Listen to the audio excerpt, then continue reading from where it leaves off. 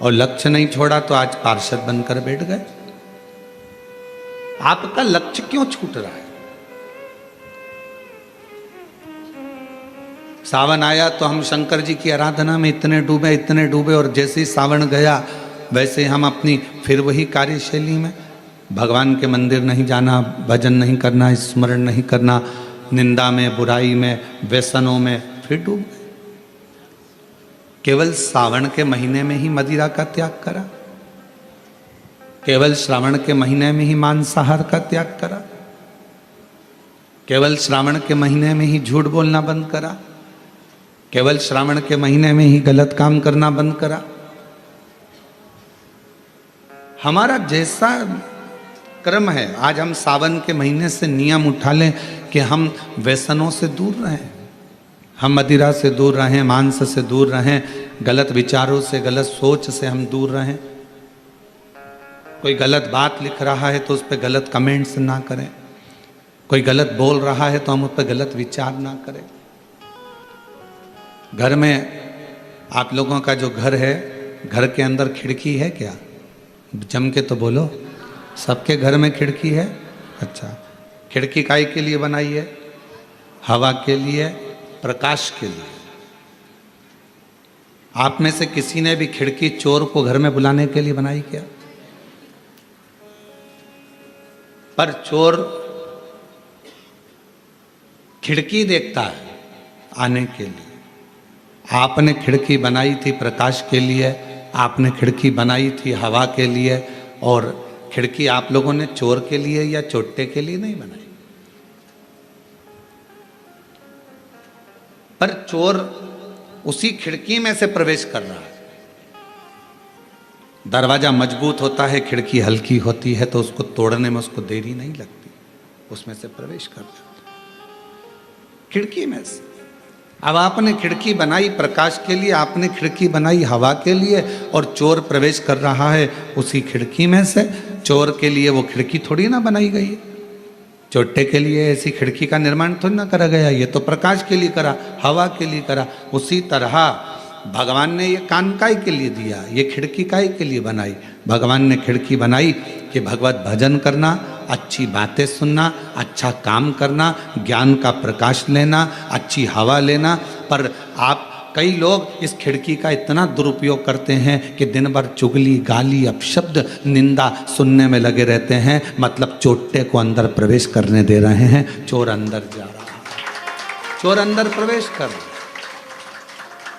ये खिड़की परमात्मा ने जो बनाई है, हमारे नेत्र रूपी खिड़की बनाई कि इस झरोके में से झांकना, भगवान के दर्शन करना, परिवार को देखना, कुटुंब को देखना, व्यापार को देखना, सब देखो। तुम्हारा नेत्र केवल, और हम कह भी देंगे कि भगवान के सिवाय कुछ मत देखो, तो आप लोग ऐसा तो मानने वाले नहीं हैं। सब देखिए, ये परिवार, ये नाते, ये रिश्ते, ये कुटुंब, ये कबीले, सबको देखो। नेत्र दिए पर इससे गलत ना देखो, श्रवण दिया गलत ना सुनो, वाणी दी, जिह्वा दी, इसका सदुपयोग करो। कितना लोग हमको गलत गलत बोलता है तो क्या हम व्यासपीठ से या अपने शब्दों में क्या गलत का प्रयोग करेंगे? नहीं, क्योंकि उनके बोलने में, उनकी परवरिश में और हमारे बोलने में और हमारे माता पिता के संस्कार में जमीन और आसमान का अंतर हो सकता है। जिस पिता ने चने का ठेला लगाकर अपनी औलाद को पाला हो, जिस माँ ने साड़ी में फाल लगाकर दूसरे के घर काम कर कर भोजन बनाकर पाला हो, वो माँ और वो बाप अपने बच्चे को कभी गलत संस्कार नहीं दे सकता, गलत विचार नहीं दे सकता, गलत बोलना नहीं सिखाता। संस्कार बताएंगे आपके घर के एक आनंद के विषय को। आप श्रेष्ठता का जीवन तो जियो। श्रवण आपकी भगवान ने जो खिड़की दी है, इस कान का प्रयोग कथा में, सत्संग में या अपने परिवार के अच्छे शब्दों को सुनने में लगाओ। क्यों अपना समय अपन व्यर्थ निंदा को दें? उसने ऐसा कर दिया, उसने वैसा बोल दिया, उसने गलत कर दिया, उसने ऐसा कर दिया। हम गलत सोचने में, गलत विचारने में, गलत सुनने में अपने पूरे जीवन को लगा रहे। करो मेहनत, एक एक पल का वो जवाब लेता है। आज नहीं तो कल लेता है, पर जवाब जरूर लेता है। देखा, एक एक पल का जवाब लेगा, एक एक हिसाब लेगा। ईमानदारी से बोलना, तुम अपने बेटे को 100 रुपये देकर बाजार भेजती हो, जा कोरबा में चले जा, बाजार से एक सर्फ की थैली लेकर आना, 10 रुपये का एक साबुन लाना, 20 रुपये की सर्फ की थैली लेकर आना, जा बाजार और सुन 10 रुपये का एक बिस्कुट का पैकेट ले आना। बेटा गया 100 रुपये लेकर मार्केट में घूमा, सामान लेकर आया, आने के बाद आपने उससे हिसाब लिया कि नहीं लिया? बोलो तो जम के, लिया ना हिसाब? कितने का लाया बेटा? सर्फ कितने का आया बेटा? साबुन कितने का आया? ये बिस्कुट का 2 पैकेट क्यों लेकर आ गया? मम्मी 5-5 रुपए के थे इसलिए लेकर आ गया। तो तुमने अपने बेटे से, तो औलाद तुम्हारी है, बेटा तुम्हारा है, सारी जायदाद उसकी है, फिर भी तुमने अपने बेटे से 100 रुपए का हिसाब लिया, तो वो भी तो तुम्हें पृथ्वी पर भेजा है, तो 100 साल का हिसाब लेगा कि नहीं लेगा? वो भी हिसाब लेगा कि मैंने तुझे इतना दिया था, तूने कितना लगाया, तूने क्या करा, सत्कर्म कितना करा, भजन कितना करा, अच्छा कर्म कितना करा, पुण्य कर्म कितना करा। केवल कमाया कमाया कमाया, जोड़ा जोड़ा, और आखिरी में केवल भोगा ही भोगा, इतना भोगा कि आखिरी में भगवान के सामने रो रो कर गिड़गिड़ा कर कहता रहा कि मुझे अब माफ़ कर दो, अब नहीं भोगा जाता। कर्म, धन आता है, अच्छा लगता है, पर वो धन जब व्यक्ति को रुलाता है तो जिंदगी केवल एक नरक सी निकलती चली जाती। उसको सोचो, विचार, कर्म श्रेष्ठ करिएगा, अच्छे कर्म की ओर बढ़िएगा, और जब आपका कर्म श्रेष्ठ हो, जब आप अच्छे कर्म की ओर बढ़ेंगे तो जीवन में एक आनंद की अनुभूति अपने आप होगी, अपने आप। 100 साल का हिसाब मेरा परमात्मा जरूर लेगा। 21,600 श्वास जो निकलती है उसका एक एक हिसाब मेरा परमात्मा लेता है। 3.5 करोड़ रोम छिद्र ये मनुष्य के शरीर में है, वो रोम छिद्र का हिसाब भी लेगा, क्योंकि रोम मिलते काहे के लिए? कभी विचार करा कि मनुष्य के शरीर में इतने ये रोम बारीक बारीक इतने रोम छिद्र होते हैं, ये क्यों मिलते हैं, किस लिए मिलते हैं, क्यों देता है परमात्मा? और केवल देवादिदेव महादेव इन रोम छिद्रों पर भस्म को लपेट लेते हैं। कभी विचार करिए आप, कभी अकेले में सोचिए कि इतने रोम छिद्र मेरे शरीर में हैं, हाथों में हैं, मेरे शरीर पर इतने रोम छिद्र हैं, ये भगवान ने क्यों दिए? और क्यों मेरे शंकर भगवान ने शमशान की भस्म को इन रोम छिद्रों पर धारण कर लिया? किस लिए?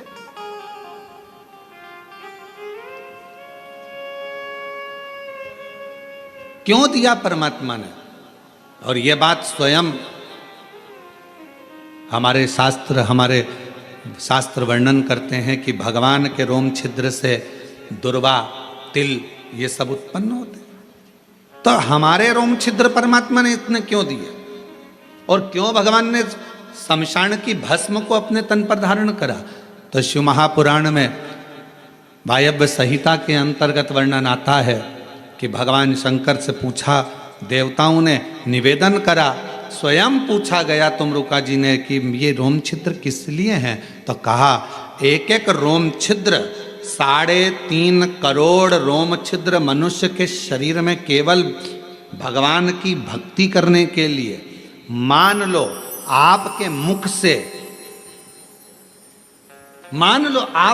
से, आपके श्रवण से, आपके देखने से, आपके बोलने से, अगर मान लो कभी जिंदगी में मान लो कि तुम्हारे मुख से, श्रवण से, देखने से कोई अच्छा कर्म नहीं हो पाया, और मान लो आप कभी किसी तीर्थ से निकल कर जा रहे थे और उस तीर्थ में भी अगर आपके शरीर का एक रोमा भी गिर गया तो वो तीर्थ में गिरने पर भी वो रोम छिद्र पे पड़ा हुआ रोमा भी आपकी जिंदगी को संवार देता है।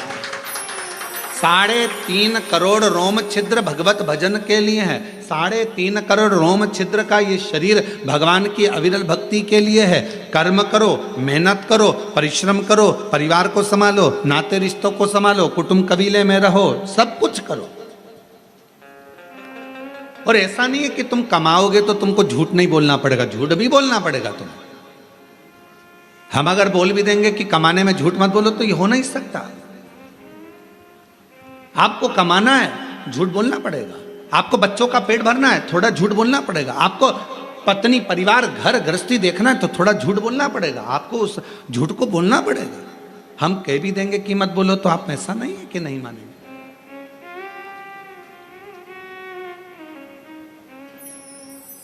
और इसका प्रसंग आज से नहीं है, त्रेता के समय से इसका प्रसंग है। जिस समय पर श्री हनुमान जी महाराज लंका को जलाकर अयोध्या में आ चुके थे, राम जी का राज्य स्थापित हो गया था, भगवान श्री राम अवध के राजा बन गए थे। हनुमान जी घूम रहे थे। कपड़े के व्यापारियों ने, कुछ लोगों ने, दुकानदारों ने, बहुत सारी दुकानें थी, सब ने रोक लिया। हनुमान जी से पूछा, तूने लंका कैसे जलाई? तुमने लंका कैसे जलाई? हनुमान जी ने कहा, मेरी पूंछ में कपड़ा बांधा, तेल डाला, आग लगाई, अंदर घुसा, जला दी। तो क्या जलाई कैसे? रोज एक ही बात पूछते, तूने लंका कैसे जलाई, कैसे जलाई? तूने कहा, आज लगाओ कपड़ा, डालो तेल, लगाओ आग, मैं जला के बताता हूं। उनने कपड़ा बांधा, तेल डाला, आग लगाई और सबकी दुकानों में घुस गए। सब स्वाहा। सारे व्यापारी भगवान राम जी के पास गए, हमारी दुकानों में आग लगा दी हनुमान जी ने। हनुमान जी को बुलाया गया, तुमने लंका में आग लगाई तो यहाँ क्यों लगाई? तो कहा, सब पूछते थे लंका कैसे जलाई, कैसे जलाई। तो कहा, लंका में जलाना था तो यहाँ क्यों जलाया? तो कहा, ये लंका से कम है क्या? 1 रुपए की चीज 10 रुपए में बेचते हैं, ये भी तो लंका है, लगा दिया। विचार करिएगा जरा। तो जहां हमारा शास्त्र करा है, अगर हम कहें आपसे कि आप झूठ ना बोलिएगा तो ऐसा हो नहीं सकता। परिवार को पालना है, बच्चों को बढ़ाना है, एजुकेशन कराना है, परिवार में सुख लेना है, आप लोग झूठ बोलेंगे? कमाने के लिए बोलना पड़ेगा, पर मना नहीं। इन झूठ में एक झूठ और शामिल करो, फिर जिंदगी में कितने झूठ बोल लिया आपने, वो पवित्र झूठ हो जाएंगे। इन झूठ में एक झूठ और शामिल कर लो। वो कौन सा झूठ? अगर कोई गाय माता कसाई के घर में कटने के लिए जा रही है, वहां खड़े होकर बोल दो, ये गाय मेरी है। वो झूठ आपके सारे झूठ को कल्याण कर। एक गौ माता कसाई के घर कटने जाए, वहां जाकर खड़े होकर कह दो, ये गाय मेरी है। भले वो तुम्हारी नहीं है, उसको छुड़ा लिया, उसका फल प्राप्त हो गया।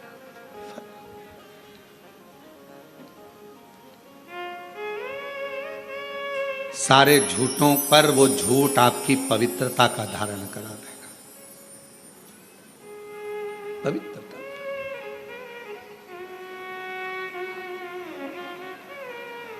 किसी बेटी, अकेली कोई छोटी सी लड़की, अकेली कोई छोटी सी कन्या, कोई बेटी अकेली 10 लोगों के बीच में कहीं पर अंधेरे आदिक में कोई ने उसको रोक लिया है और गलत कृत्य करने के लिए उस जगह पर कह दो, ये मेरी बेटी है, ये मेरी पुत्री है, तो छोड़ो, ये मेरी बेटी है।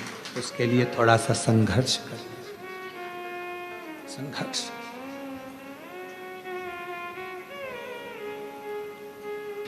वो एक लाइन पहले लोग गुनगुनाते थे, कभी प्यासे को पानी पिलाया नहीं, बाद अमृत पिलाने से क्या खाया। कभी गिरते हुए को उठाया नहीं, बाद आंसू बहाने से क्या खाया। कोई कष्ट में है, तकलीफ में है, उसका स्मरण, उसका साथ अवश्य।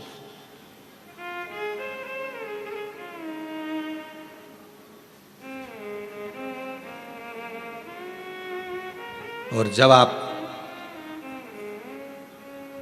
किसी का बुरा करने में कभी शामिल ना हो, बुराई में, निंदा में, चुगली में, अपशब्द में, कभी आप उसमें शामिल ना हो, कभी शामिल। कभी दिल कर जाए, दुकान से फुर्सत मिले, नौकरी से फुर्सत मिले, या घर से थोड़ी देर की फुर्सत मिले, परिवार से थोड़ी देर की फुर्सत मिले, थोड़ा समय अगर मिले तो हफ्ते में, 2 दिन में, 5 दिन में एक बार शंकर भगवान के मंदिर में जाकर थोड़ी झाड़ू सेवा सफाई करा करो। क्यों? हफ्ते में एक बार या महीने में एक बार अगर आपने नियम बना लिया तो तुम्हारी जिंदगी में जितने भी सामने दुख आने वाले हैं ना, उसको मेरा भोलेनाथ साफ करना प्रारंभ कर देगा। सफाई करो। आप दूसरे के लिए मार्ग प्रशस्त करिए, आप दूसरे के लिए मार्ग प्रशस्त करिए, आप दूसरे के लिए मार्ग को सुलभ करिए। कितना एक प्रसंग आया है, लिंग पुराण का बड़ा सुंदर प्रसंग है राजा अम्बरीश का।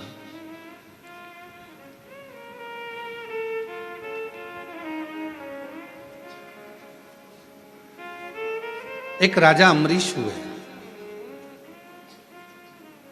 बड़े अच्छे थे, धर्मात्मा थे, पुण्यात्मा थे, भक्ति में डूबने वाले थे, भजन में डूबने वाले थे, स्मरण करने वाले थे। उनकी एक लड़की थी जिसका नाम था श्रीमती। क्या नाम है? श्रीमती। हमारे यहां पूरे भारत की भूमि पर यह शब्द श्रीमती शब्द आया भी राजा अम्बरीश की बेटी से ही है।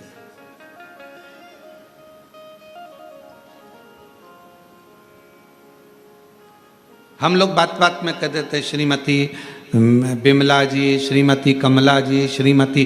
श्रीमती शब्द का मतलब क्या है? अभी आप कथा में श्रवण करेंगे, राजा अम्बरीश की बेटी का नाम था श्रीमती। और वह राजा अम्बरीश की पुत्री बड़ी सुंदर थी, बड़ी विद्वान थी, उसके चेहरे का आकर्षण बड़ा था।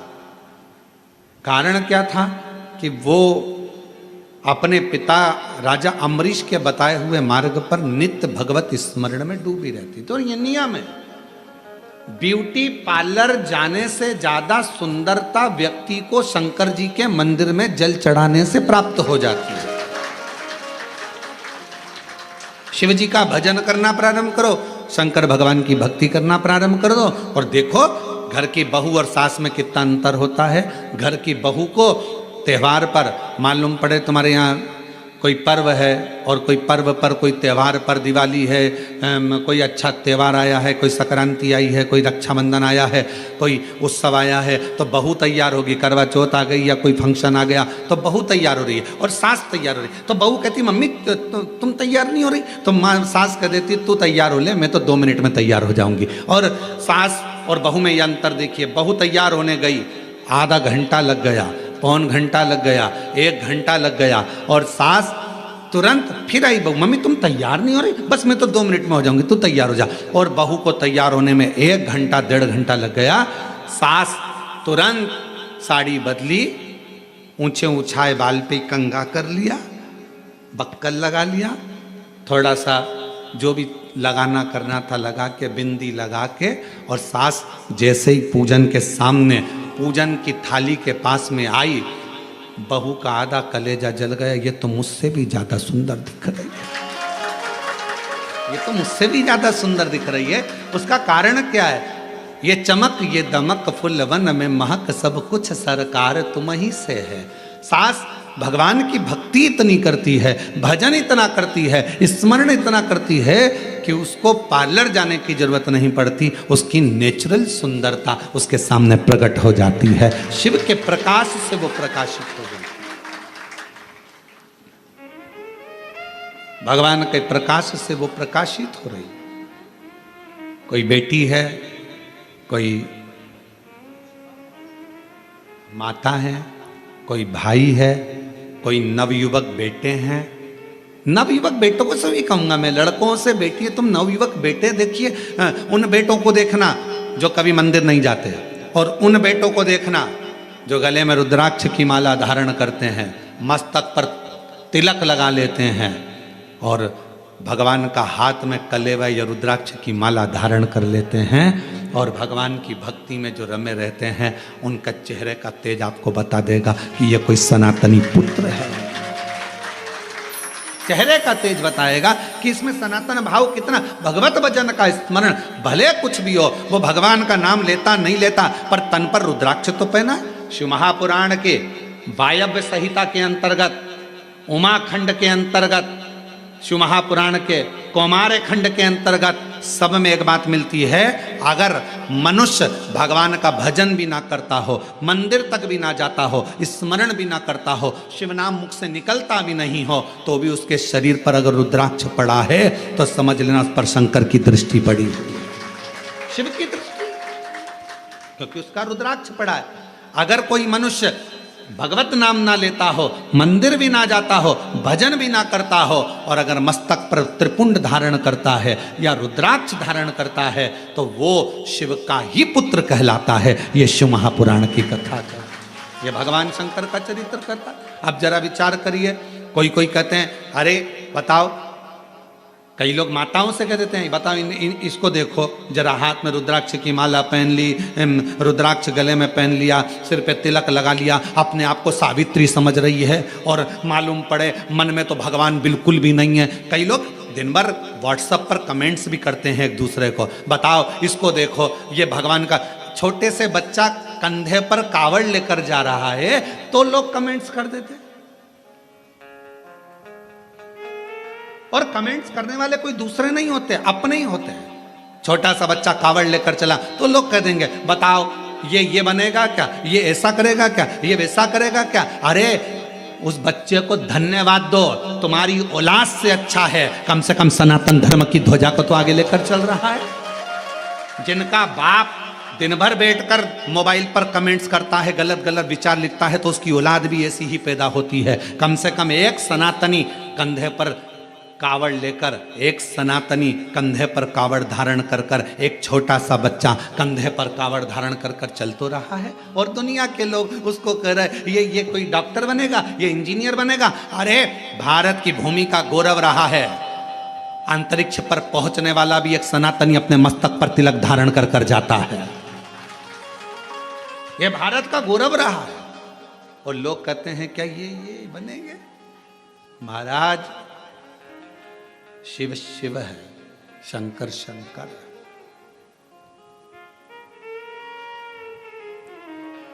उस बच्चों को देखकर जो भगवत भजन कर रहे हैं, कई लड़के, कई बेटे रुद्राक्ष धारण करते हैं, माला पहनते हैं, कई लोग तिलक लगाते हैं, कई लोग त्रिपुंड लगाते हैं, कई लोग जटा धारण कर लेते हैं।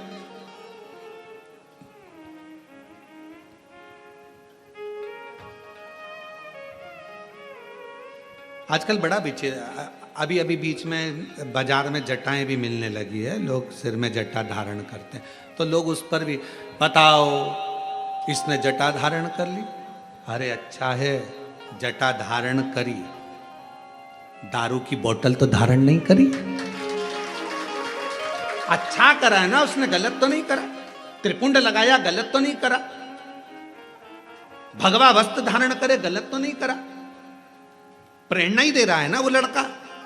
अगर कोई बेटी अपने भगवा वस्त्र धारण करती है, मस्तक पर तिलक लगा लेती है, चंदन धारण कर ली, तो उसने गलत क्या करा? कोई गलत तो नहीं करा। केवल पांव खींचना, केवल गलत शब्द कहना, केवल अपशब्द कहना। और मेरा बेटा बेटियों से निवेदन है, आपको कॉलेज से फुर्सत नहीं मिलती, आपको स्कूल से फुर्सत नहीं मिलती, आपको सर्विस से फुर्सत नहीं मिलती, आपको नौकरी से फुर्सत नहीं मिलती, टेंशन मत लो। आप अगर मस्तक पर चंदन, तिलक, भस्म कुछ भी धारण करते हो, और अपने गले में अगर रुद्राक्ष धारण करते हो, आप मंदिर नहीं भी गए, शिव नाम नहीं भी लिया, तो भी मेरे शंकर के बेटे ही कहलाओगे, बेटी ही कहलाओगे। पुत्र और पुत्री, पुत्र और पुत्री ही कहलाओगे, आप शिव के बेटे ही कहलाओगे, शिव की दृष्टि रहेगी।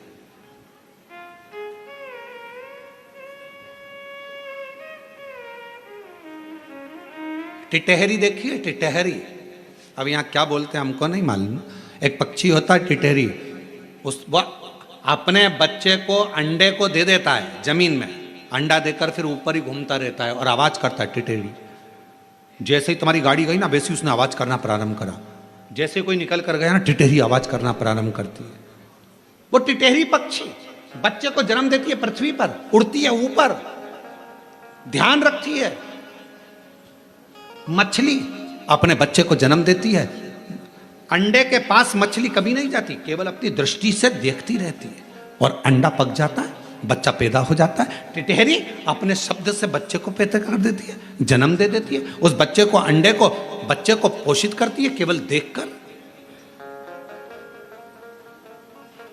केवल देखने पर। और शिव महापुराण की कथा कहती है, आपके गले में अगर रुद्राक्ष पड़ा है, मस्तक पर यदि तिलक लगा है, तो मेरा शंकर भगवान भी आपको देख देख कर, जैसे टिटहरी अपने बच्चे को अच्छा कर देती है, मछली देखकर अपने बच्चे को अच्छा कर देती है, मेरा शंकर भगवान आपके गले में रुद्राक्ष है, मस्तक पर तिलक है। मेरी बेटा बेटियां, जितनी मेरी जीजियां, जितने मेरे जीजा, कोई तुमसे कहे महिला को रुद्राक्ष नहीं पहनना चाहिए, उससे पूछ लेना कहाँ लिखा। कोई तुमसे कहे महिला को शंकर की आराधना नहीं करना चाहिए, उससे पूछ लेना कहाँ लिखा। क्योंकि शिव महापुराण में एक एक चीज लिखी है कि माता हो, मनुष्य हो, गंधर्व हो, किन्नर हो, अप्सरा हो, गंधर्व हो, चाहे पशु हो, पक्षी हो, नाग हो, कोई भी हो, पितर हो, सबको शंकर भगवान के पूजन का अधिकार भगवान शंकर ने दिया है। ब्राह्मण हो, क्षत्रिय हो, वैश्य हो, शूद्र हो, कोई भी हो, शंकर भगवान के पूजन का अधिकार शंकर भगवान ने सबको दिया है। कोई ऐसा बच्चा ही नहीं जिसको अधिकार शिव ने नहीं दिया।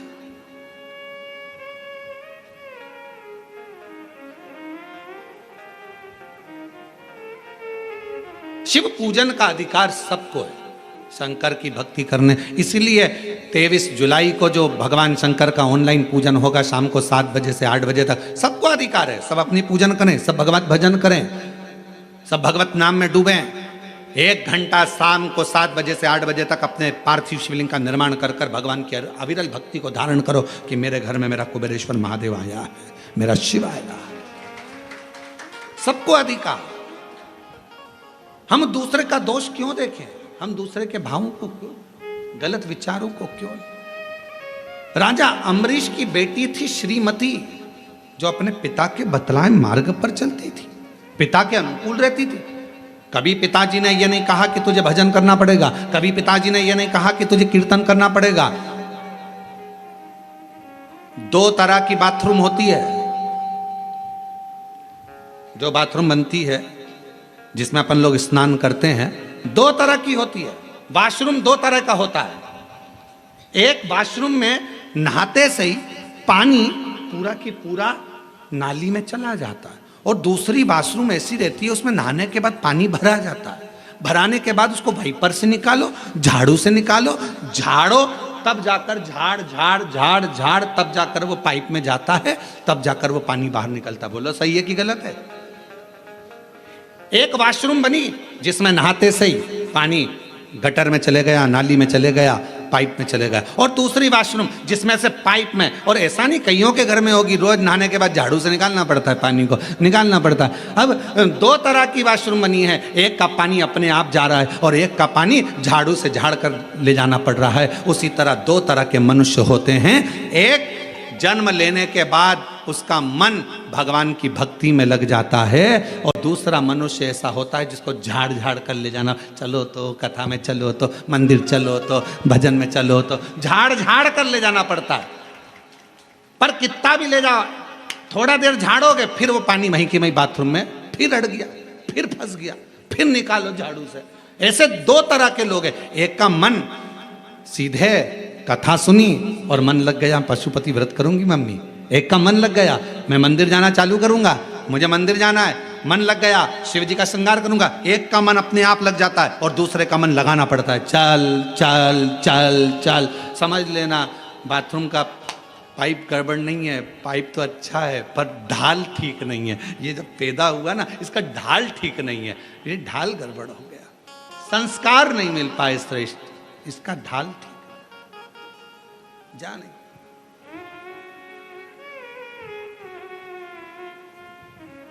राजा अम्बरीश की बेटी थी श्रीमती।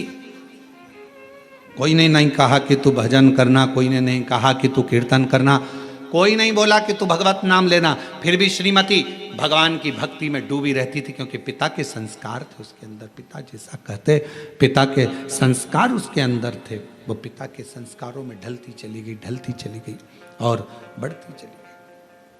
समय आया, एक बार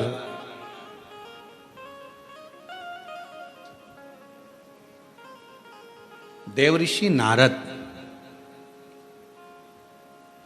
और देवऋषि नारद के भांजे पर्वत मुनि दोनों भ्रमण करते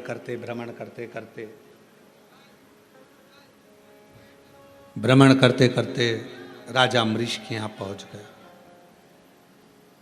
और राजा अम्बरीश के यहां पहुंचे, राजा अम्बरीश के घर पर जब पहुंचे, बैठे,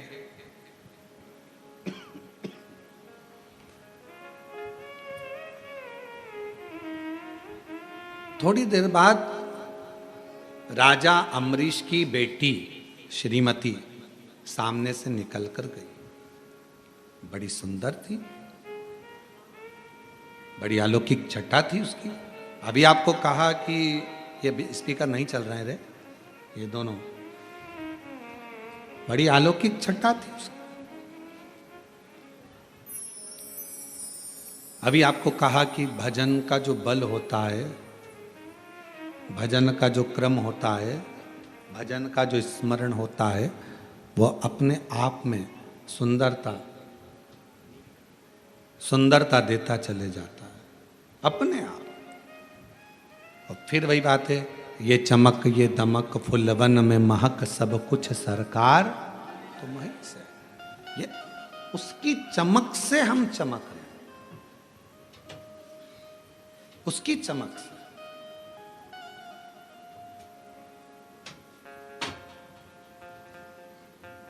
और महादेव नमन चरणों में स्वीकार कीजिए, सबका किया है मेरा भी उद्धार कीजिए। है त्रिपुंडधारी, है त्रिशूलधारी, है त्रिपुंडधारी, है त्रिशूलधारी। चरणों में तेरे बाबा जी पावन है चारों धाम, तेरी देव करते वंदन पूजे हैं सीताराम। चरणों में तेरे बाबा तेरी देव करते वंदना पूजे हैं सीताराम।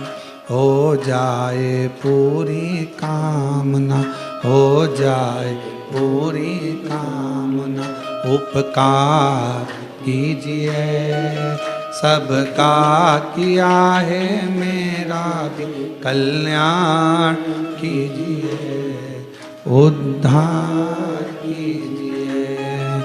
है त्रिपुंडधारी, है त्रिशूलधारी, है त्रिपुंडधारी, है त्रिशूलधारी। भगवान ने मौका दिया, सामने जो चेहरा नजर आया देवऋषि नारद को और पर्वत मुनि को,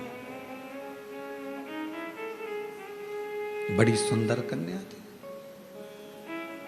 उसके चेहरे का आकर्षण बड़ा प्रबल था। कन्या निकलकर जैसे ही चली गई, थोड़ी देर बाद देवऋषि नारद ने पूछा राजा अम्बरीश जी से, ये इतनी सुंदर कन्या किसकी है?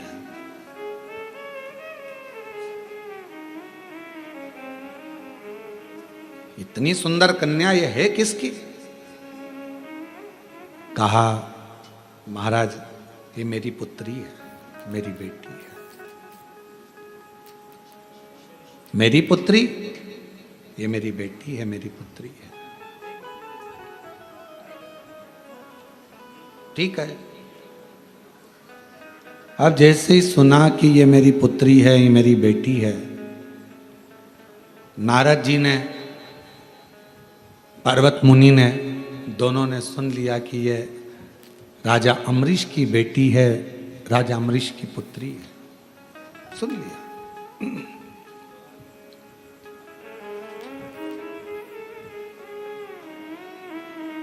कुछ देर के बाद देवऋषि नारद ने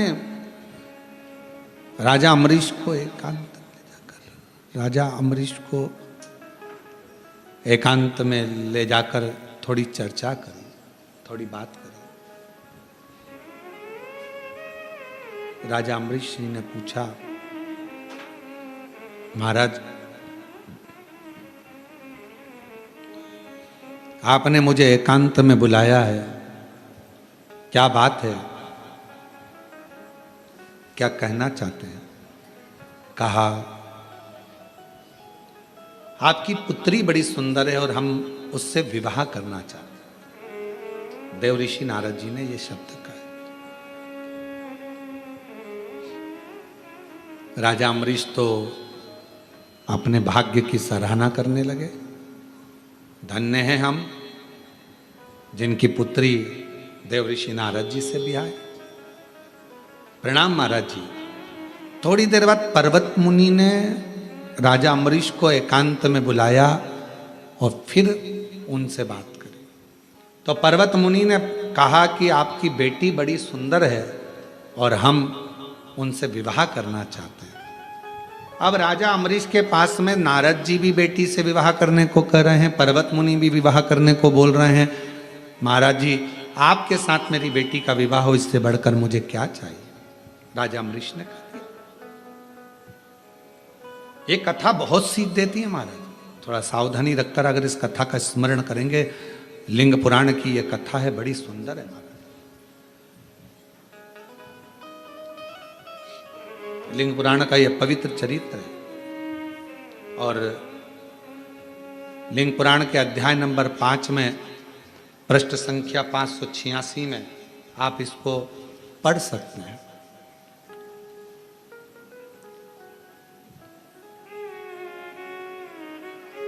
कहा, राजा अम्बरीश ने भगवान देवऋषि नारद और भगवान पर्वत मुनि दोनों को बिठाकर हाथ जोड़कर कहा, बेटी एक है, आप दोनों ही विवाह करना चाहते हो। महाराज एक काम करता हूं, कल आप सुबह आना, सभा में बैठना, मैं स्वयंवर रखूंगा। मेरी बेटी तुम दोनों में से किसी के भी गले में माला पहनाएगी, उसी के साथ बेटी का विवाह कर दो।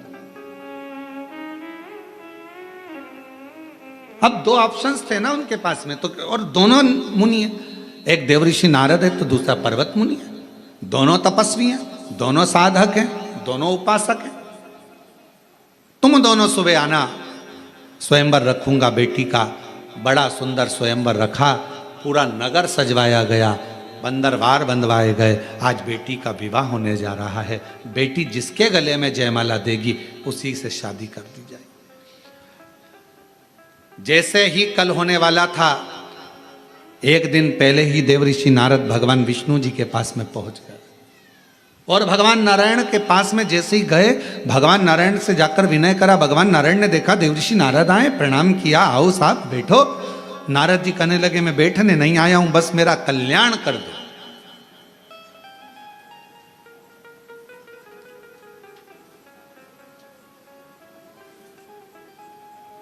मेरा कल्याण कर दो, इतना ही चाहता हूं। भगवान विष्णु ने पूछा, क्या कल्याण चाहते हो? अब शब्द आया है आप और हम सब के लिए, इस कथा में आई है अपनी बात। क्या कल्याण चाहते हो? तो नारद जी ने कहा, मेरा कल्याण बस इतना है, राजा अम्बरीश की लड़की श्रीमती से मैं शादी करना चाहता हूं। आप इतनी कृपा कर दो कि पर्वत मुनि है ना, उसका मुख बंदर का बना दो।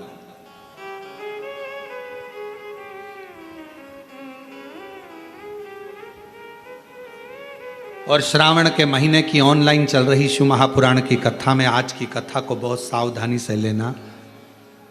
देव ऋषि नारद भगवान विष्णु जी के सामने खड़े हैं। चाहते तो ये कहते कि राजा अम्बरीश की बेटी मेरे गले में जयमाला पिनाए, ऐसी कृपा कर दो और मेरी शादी राजा अम्बरीश की बेटी श्रीमती से करा दो। पर मांग क्या रहे? मैं राजा अम्बरीश की बेटी से शादी करना चाहता हूं, श्रीमती से, बड़ी सुंदर है, आप एक काम कर दो, पर्वत मुनि को बंदर का मुख दे दो। अब ईमानदारी से बोलो, खड्डा दूसरे के लिए खोदोगे तो उसमें सबसे पहले कौन गिरेगा? जिसने खोदा है वही। आप दूसरे के लिए गलत मांगोगे तो आपका ही बुरा होना है। आप जितना दूसरे के लिए गलत सोचोगे, गलत विचार करोगे, गलत धारणा बनाओगे, गलत बात लेकर आओगे। कई लोग दिन भर बैठकर अंदर अंदर कुड़ते रहते हैं, बताओ बताओ कितनी आगे बढ़ गई, कितनी फैक्ट्री, कितनी दुकान, इसके तो बच्चे भी इसके कहने में चलते हैं, दिन भर कोसे, इसके यहाँ ऐसा हो जाए, इसका ऐसा हो जाए, इसका वैसा हो जाए, और मालूम पड़े उतना उतना जितना दूसरे को कोसती है उतना ही बुरा खुद का होते चले जाता है, और वो और उन्नति करती चली जाती है, वो और आगे बढ़ रहा है। जिसके लिए तुम गलत सोच रहे हो, जिसके लिए तुम गलत विचार कर रहे हो, वो और आगे बढ़ते चले जा रहा है, और आगे चलते चली जा रही है, उसका और भला होते चले जा रहा है। तुम जितना जितना कोसोगे व्यक्ति उतना। अब यहाँ लिंग पुराण का ये चरित्र कह रहा है, देवऋषि नारद का राजा अम्बरीश का चरित्र कह रहा है। भगवान विष्णु के सामने खड़े थे, नारायण के सामने खड़े थे, चाहते तो दुनिया का सारा ठाट मांग सकते थे।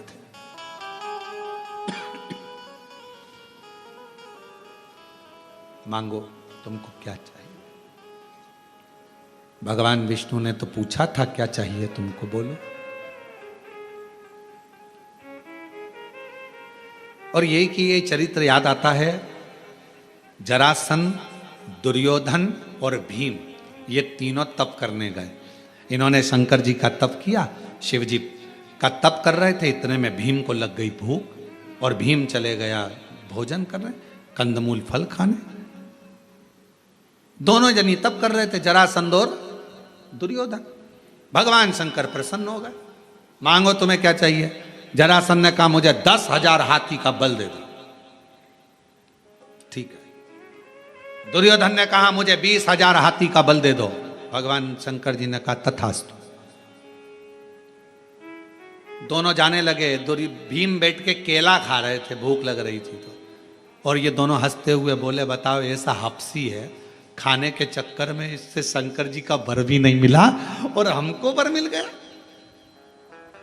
ऐसा भूखमरा, ऐसा हपसी शब्द का संबोधन जब गालियों से करा गया, ऐसा ऐसा संबोधन करा गया, सुनकर क्रोध आ गया। कभी कभी किसी के शब्द आपके हृदय में चोट करते हैं तो जीने की कला भी सिखा देते हैं, आगे बढ़ने की कला भी सिखा देते हैं।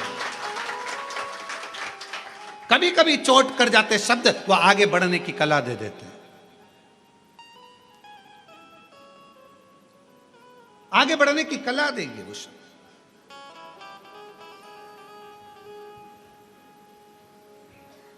भीम गए, तप करने बैठ गए। अब की बार भीम ने सोचा मैं शंकर जी का तप ही नहीं करूंगा, मैं पार्वती जी का करूंगा।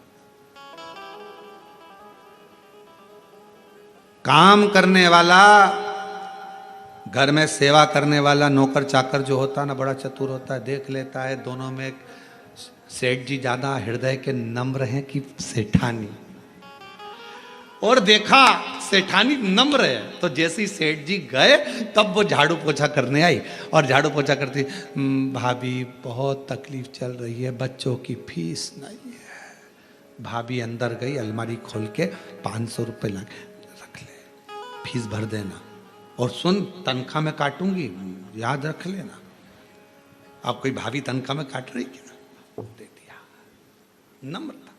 भीम को लगा कि मैं महादेव जी की आराधना तो इतने समय से कर रहा हूं, भूख लगने लगी, महादेव जी नहीं आए, पार्वती जी की आराधना करूंगा। अब मां तो मां होती है, प्रकट हो गई, मांग तुझे क्या चाहिए। भीम ने कहा मां मैं मांगूंगा नहीं, तू अपने मन से दे दे, बस इतना कृपा करना, ध्यान रखना, ध्यान रख कर देना। तो माता जी बोली तुम तो 3 लोग आए थे, हाँ वो 2 लेके चले गए, अब मैं ही बचा हूं, अब तुम कृपा करो मां। माता पार्वती जी ने ध्यान लगाया, सरस्वती माता को बुलाया। सरस्वती, शंकर जी ने इनको क्या क्या दिया? तो कहा एक को 10,000 हाथी का बल, एक को 20,000 हाथी का बल। पार्वती जी बोली मैं तुझे 40,000 हाथी का बल देती हूँ। 40,000 हाथी का बल। भीम कहता नहीं चाहिए, ये कोई फालतू की बात, मेरे को नहीं चाहिए। तो फिर 100,000 हाथी का बल नहीं चाहिए, मुझे तो वो दो माँ जो मेरे दिल में है, बाकी का कुछ मत दो। सरस्वती माता को फिर बुलाया। पार्वती जी ने कहा इसके हृदय में क्या चल रहा है बताओ।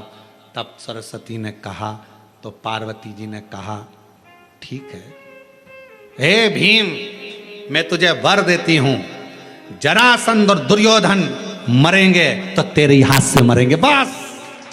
अब कुछ नहीं चाहिए, अब कुछ नहीं चाहिए। वो 20,000 40,000 हाथी का बल लेकर करूं क्या? अब मारना तो इन दोनों को। क्यों? क्योंकि एक ने मुझे खवड्डा कहा, एक ने मुझे हपसी कहा, एक ने मुझे गाली दी। जब अपशब्द कहा है तो उस गाली का जवाब देने का बल तो मुझे दीजिए, मुझे दीजिए। भगवान शंकर से जाकर जल चढ़ाते समय एक प्रार्थना जरूर करा करो, बाबा मुझे ऐसा बना देना कि दुनिया के लोग जो मुझे आड़ा टेढ़ा कहते हैं ना, उन सबका मुख चुप हो जाए, ऐसी करुणा।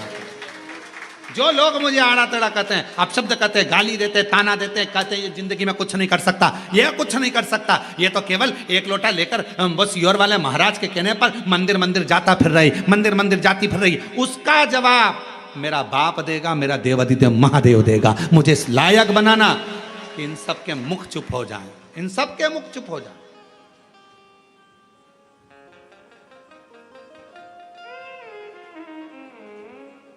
और कई लोग आश्चर्य करते हैं, फिर शंकर जी की सेवा करने वाला, जल चढ़ाने वाला, भजन करने वाला जब बहुत ऊंचे सिंहासन पर बैठ जाता है, बहुत ऊंचे ठाट पर बैठ जाता है, तो लोग आश्चर्य करते हैं, बनना था किसको, बन कौन गया, किसके बन गया, ये कैसे हो सकता है? पूरे मोहल्ले के लोग, पूरे क्षेत्रवासी आश्चर्य करते हैं, ये पद पर बैठ गया, इसको कुर्सी मिल गई, ये सिंहासन पर बैठ गया, इसको पद मिल गया। क्यों? उसने या उसके परिवार वालों ने जो शंकर की आराधना करी है, शिव एक ना एक दिन ऐसा जवाब देता है कि एक ना एक दिन मुंह को बंद कर देता है और बिल्कुल शांति से उसका जवाब कर। थोड़ा सब्र करना, परंतु थोड़ा इंतजार करना। भीम ने कहा मां बस अब कुछ नहीं चाहिए, तूने वर दे दिया, 40,000 हाथी का बल लेकर करता भी क्या, अगर ये दोनों मेरे हाथ से ना मरते, तूने मुझे वर दे दिया, ये दोनों तेरे हाथ से मरेंगे, इससे ज्यादा कुछ नहीं चाहिए मां, बस हो गया। मांगो तो जरा सोच समझ कर तो मांगो कि मांग क्या रहे हो। हे भगवान मेरे यहां 15 साल से औलाद नहीं है, संतान देना भगवान, भगवान औलाद दे देना, भगवान औलाद दे देना, भगवान संतान दे देना। अरे भगवान से कहो प्रभु कृपा करना, तेरा भजन करने वाली, मेरी सेवा करने वाली, बुढ़ापे में मुझे संभालने वाली, अच्छी उच्च बुद्धि वाली, स्वस्थ संतान देना, तेरी कृपा से देना। जैसे मार्कंडे बाबा पर तूने दया करी, ऐसी दया मुझ पर कर देना। औलाद तो मांगो पर साथ में संस्कारित मांगो। औलाद दे दो भगवान, औलाद दे दो। और औलाद आ भी गई और मालूम पड़े बुढ़ापे में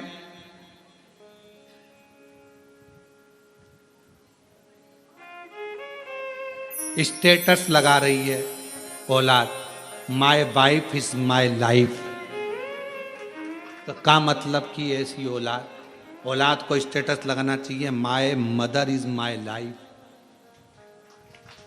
उसको स्टेटस लगाना चाहिए कि मेरी मां मेरी लाइफ है, और वो स्टेटस लगा रहा मोबाइल पर, माय वाइफ माय लाइफ, मेरी पत्नी मेरी लाइफ है।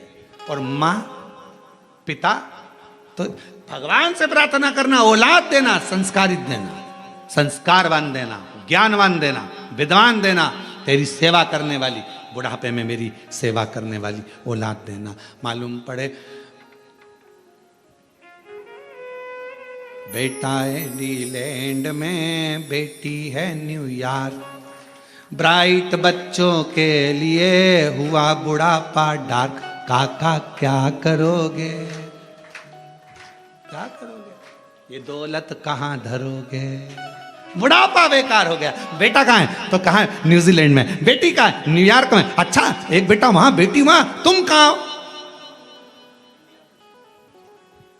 बिलासपुर में।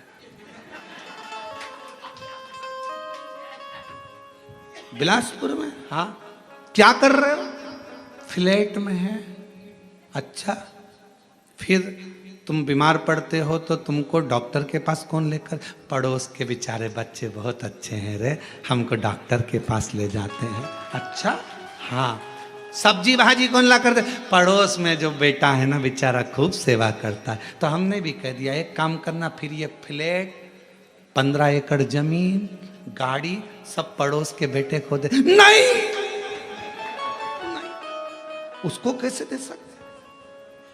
बेटा इंडिलैंड में, बेटी है न्यूयॉर्क, और ब्राइट बच्चों के लिए हुआ बुढ़ापा डार्क। ओ काका क्या करोगे, ये दौलत कहाँ धरोगे? जरा विचार करिए। बेटे सब बाहर, परिवार पूरा बाहर, कोई पूछने को तैयार नहीं, बुढ़ापे की अवस्था, लाठी टेक के चल रहा, भोजन सही मिल नहीं रहा, उसके बाद भी मकान की सफाई करवा रहा, घर संभाल के रख रहा, और बेटे और बेटी को फोन लगाने की फुर्सत नहीं, सब अपनी अपनी मस्ती में जी रहे हैं, और तेरा बुढ़ापा पूरा व्यर्थ हो गया। और आखिरी में जो पड़ोसी काम कर रहे हैं, उनके लड़के काम कर रहे हैं, 100-500 रुपए उनको ज्यादा दे देती कि ले रहे 500 रुपए का तेरा ये लियाना, 5000 का मोबाइल लियाना, पर फिर भी अठन्नी दमड़ी नहीं छूटना चाहिए मेरे बच्चों का, मेरे बेटे का, मेरा पोता का, मेरी पोती का। और मर गए 15 दिन तक मालूम ही नहीं पड़ा। यही खबर है, 15 दिन तक मालूम ही नहीं पड़ता, बॉडी सड़ती रहती है कि मर गए। तब फिर पड़ोसी की सूचना आती है कि बदबू आ रही, दरवाज़ा खुला, तब मालूम पड़ता। बच्चों को सूचना दी जाती है, आ जाओ तुम्हारे माँ बाप मर गए। कहते हैं ऑनलाइन अंतिम संस्कार कर देंगे। ऑनलाइन, ऊपर से वहीं से बैठे अंतिम संस्कार का कर्म कर दिया, मर गए। 1 महीने बाद आए, पूरी जायदाद बेची, पैसा लिया। बेटा इंडिलैंड में, बेटी है न्यूयॉर्क, और ब्राइट बच्चों के लिए हुआ बुढ़ापा डार्क। और काका क्या करोगे, ये दौलत कहाँ धरोगे? क्या करोगे?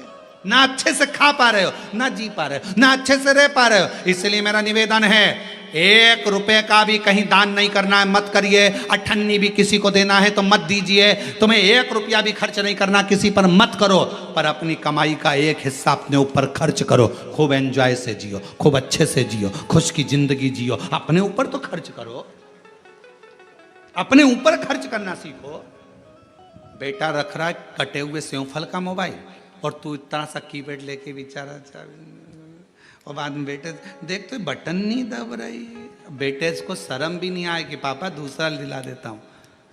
और उसने कहा एक बार, वही मृगनेनी ने, उसने एक बार कहा कि मेरा बैलेंस खत्म हो गया, तो आधी रात को दोस्तों को फोन लगा, बैलेंस डलवा तेरी भाभी का मोबाइल में बैलेंस।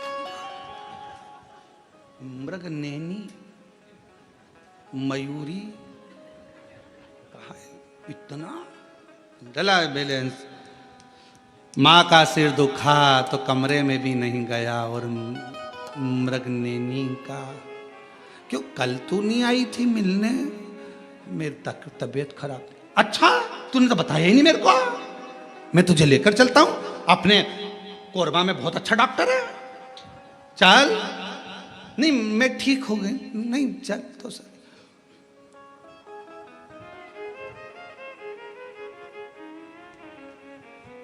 चुल्लू भर पानी। अच्छा, कोई ने कहा कि चुल्लू भर पानी में डूब मरो, ये कहावत गलत है। हमने कहा बिल्कुल सही है। जो व्यक्ति कभी भगवत भजन से नहीं जुड़ता, वो एक कीड़े की तरह होता है। हर कीड़ा चुल्लू भर पानी में डूब मरता है। इसमें गलत क्या है? जाने, देव ऋषि नारद ने गलती कर दी, वो गलती आप ना करिएगा। भगवान के पास जाना तो कहना औलाद संस्कारित देना, भगवान से मांगना मकान, भगवान मेरा किराए के मकान में रहती हूँ, मेरा घर बनवा दे, मेरा घर बनवा दे। भगवान से मकान मांगना तो कहना मकान मत देना, घर देना। घर का मतलब है जिसमें परिवार के सदस्य रहें, प्रेम रहे, आनंद में रहे। मकान में तो कान लगे होते हैं, केवल निंदा चलती है, अपशब्द चलता है। फ्लैट मत देना। उसकी तनख्वाह जमा कर करके मैं खुद लेट जाती हूं, क्या करूं ऐसे फ्लैट का। बंगला मत देना, बगल वाले को ही नहीं मालूम पड़ता पास में कौन रहता है, क्या करूं बंगले का। मुझे मकान नहीं, मुझे घर देना जिसमें मेरा परिवार, मेरे माता पिता, मेरे घर की बहू बेटा, कुटुंब सब अच्छे से रहे, सब में प्रेम बढ़े, सब आनंद में रहें। उस घर के अंदर धन भले 1 रुपया आए पर वो 1 रुपया भी 1 लाख के बराबर हो, सबकी पूर्ति, ऐसा घर दीजिए। हम मांग क्या रहे हैं? यहाँ देवऋषि नारद के सामने भगवान विष्णु थे और भगवान विष्णु ने कहा था मांगो नारद तुम्हें क्या चाहिए। चाहते तो नारद जी कह सकते थे कि मुझे राजा अम्बरीश की बेटी से शादी करना है, आप वर दो कि मुझे राजा अम्बरीश की बेटी से मेरी शादी हो जाए। पर मांगा क्या देवऋषि नारद ने? वर दीजिए पर्वत मुनि का मुख बंदर का कर दीजिए। स्वयं के लिए अच्छा मांग लेते।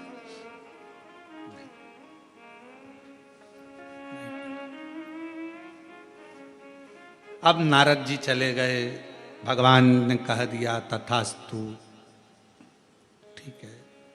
थोड़ी देर बाद इनके जाने के बाद पर्वत मुनि आ गए। पर्वत मुनि आए तो प्रणाम किया। भगवान नारायण ने कहा प्रणाम है, क्या चाहिए, क्यों आना हुआ? महाराज राजा अम्बरीश की बेटी बड़ी सुंदर है, उससे विवाह करना चाहता, बस एक निवेदन लेकर आए। क्या? नारद जी का मुंह लंगूर का कर दो।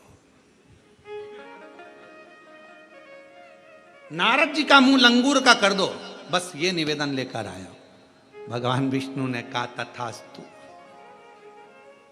तथास्तु। पर भगवान नारायण ने कहा कि देखो मैं सब कर तो दूंगा पर तुम ये किसी से बोलना नहीं। ठीक है, नहीं बोलूंगा, चलो। अब पर्वत मुनि को लगा कि मैं श्रीमती से विवाह करूंगा तो नारद जी का मुंह लंगूर का रहेगा। नारद जी को लगा कि मैं पहुंचूंगा तो पर्वत मुनि का मुंह बंदर का रहेगा। और दोनों जाकर बड़े प्रेम से स्वयंवर में बैठ गए।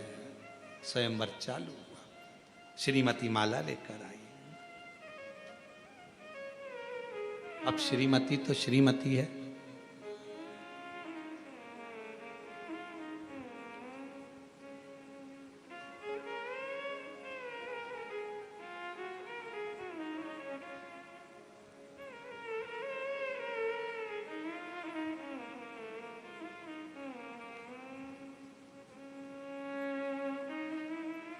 दो चीजें हमेशा अच्छी होना चाहिए, श्रेष्ठ हो। एक मनुष्य की मति और दूसरी घर में श्रीमती। मति ठीक होगी तो घर स्वर्ग है और श्रीमती ठीक होगी तो घर स्वर्ग है। ये दोनों ठीक होना चाहिए। क्रोध करने वाले, अपशब्द कहने वाली, दिन भर क्लेश करने वाली नहीं। बुद्धि भी मति भी हमेशा क्रोध क्रोध क्रोध क्रोध। जरा सा किसी ने कहा आग बबूला हो गए, किसी ने कुछ कहा जवाब देने में आग बबूला हो गए। थोड़ी थोड़ी देर में गुस्सा आ गया, जरा सी बात में किसी ने कुछ बोला चिड़चिड़ चिड़चिड़ चिड़चिड़ चिड़चिड़ चिड़चिड़ चिड़चिड़, क्रोध क्रोध क्रोध। अरे कोई अच्छे से पूछ रहा है उसका जवाब अच्छे से दीजिए। क्रोध चिड़चिड़पन कैसे आया, क्यों आया, किस लिए आ रहा, विचार कर। जो गुस्से में कहा यदि वही प्रेम से कहा होता तो शायद पूरी दुनिया का नजारा ही बदल गया होता। प्रेम वश बोल, पर कोई कुछ बोला नहीं, गुस्सा आया। किस बात के लिए गुस्सा आ रहा है भाई, किस लिए, क्यों, किसलिए? श्रेष्ठ मति, बुद्धि भगवान से कहना अच्छी रखना भगवान, इस मति को मत बिगड़ने देना, क्योंकि ये मति ही हमें बर्बाद कर देती है। ये मति मत बिगड़ने देना, मेरी बुद्धि मत बिगड़ने देना, मेरी बुद्धि को श्रेष्ठ रखना। कहे सुंदर श्रीमती जी का सुंदर स्वयंवर प्रारंभ हुआ। स्वयंवर चल रहा था, देव ऋषि नारद बैठे थे, पर्वत मुनि बैठे थे, दोनों बैठे हैं। और श्रीमती माला लेकर आ रही है, खूब सुंदर है, भगवान की परम भक्त है, राजा अम्बरीश की बेटी है, भगवत भजन में इतनी डूबने वाली है कि वो भगवत की भक्ति में रमती है, इसलिए भगवान भी उसका कल्याण करने का भाव उत्पन्न कर दिया। कल्याण कर माला लेकर चली, देव ऋषि नारद के सामने पहुंची तो देखा तो देव ऋषि नारद का मुख लंगूर का है। पर्वत मुनि के सामने पहुंची तो उसका मुख बंदर का है। चीख कर अंदर की ओर भाग गई। पिता ने पूछा, राजा अम्बरीश ने, पिता रोने लगे, मेरी बेटी की किस्मत में विवाह नहीं लिखा, ना जाने मेरी बेटी को क्या हो गया। क्यों? कई लोग कहते हैं हमारी बेटी का विवाह नहीं हो रहा, हमारी बेटी का विवाह नहीं हो रहा। भगवान शंकर की आराधना भी करती है, जल भी चढ़ाती है, पूजन भी करती है, समय लग रहा है ना, लगने दो, टेंशन मत लो। भगवान ने उसके लिए कुछ अच्छा सोच के रखा होगा, उसकी किस्मत में कुछ बुरा लिखा होगा तो भगवान उसको काट रहा है, थोड़ा समय लगेगा, अच्छा करेगा। थोड़ा समय लग सकता है, लगने दो। अरे प्रभु, हमने इतने दिन से काम कर रहे हैं, हम इतने दिन से पशुपति व्रत कर रहे हैं,